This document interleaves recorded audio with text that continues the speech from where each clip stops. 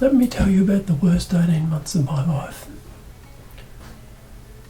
In November 2019, I was able to complete long course triathlons in a respectable time. I was also able to run half marathons in a respectable sub-2 hour pace without too much hassle. November 2019 started to decrease my exercise load a little bit through till March, but in reality I was on top of the world. I was the fittest I'd ever been. I was running a successful business, a regional town, a good family network, a happy family life. I was making good money and I had a good bunch of friends, generally stress-free. In December 2019 it all started to change. I went to the doctor with severe brain fog and headaches.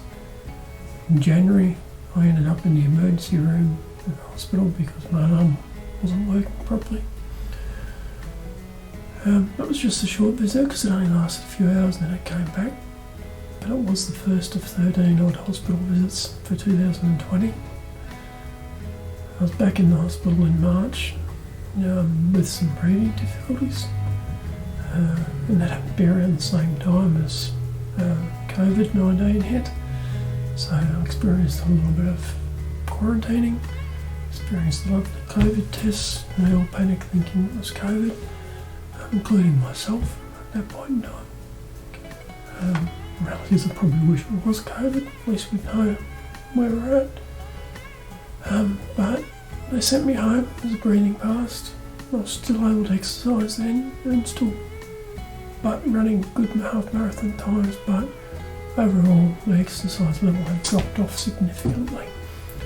Along with my fatigue levels had increased.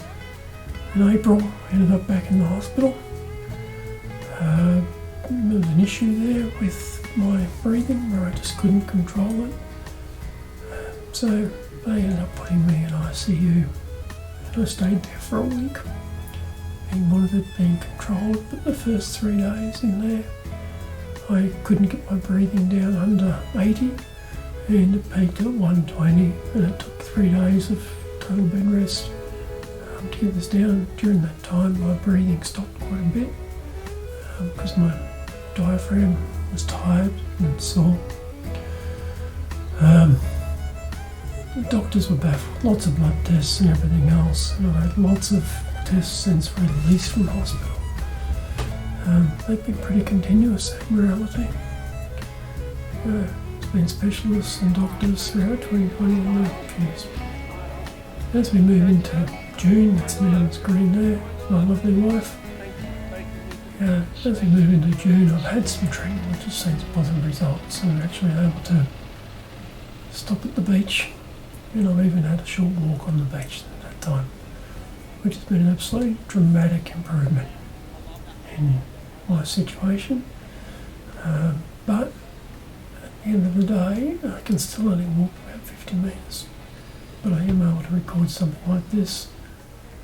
The treatment is mainly epilepsy related because, as you can see on the screen there, I'm having some seizures. That's only a minor one. I've managed to stay in the furniture and not kick it around. But my eyes are rolled. I have no idea what's going on in reality. I come out of them fatigued. They last from 40 minutes to 3 hours in varying severity. On a really bad day I've had about 9 hours in total of seizures. It's all been accompanied by debilitating nerve pain and continuing loss of muscle control, which means I fall over all the time. Walking sticks are needed to keep me going. My arms are weak and unable to do things too much, and I fatigue really, really quickly. So life has largely revolved around the bloody TV and doctors for the past 18 months. But since I've had some improvement, I bought that little beast there. It's a Mercane MX60, which now allows me to get out along with the improving health. The brain still fogs up. The first leg of this town, the first time I've been outside for several weeks. Tremors are back.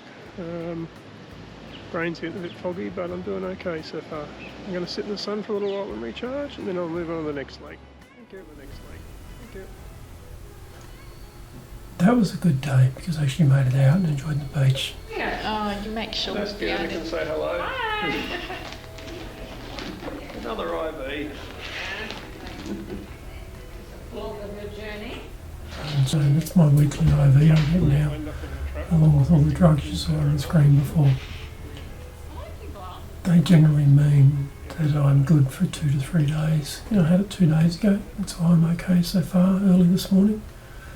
But at the end of the day, it's a short-term fix. Hopefully it picks up.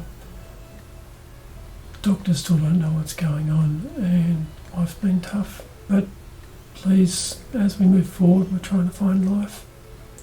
Please make sure you like this and subscribe to this channel so that as we get out and about, I can update you further. And thanks very much. I'll let you read all the symptoms on the screen. I'll talk to you later on.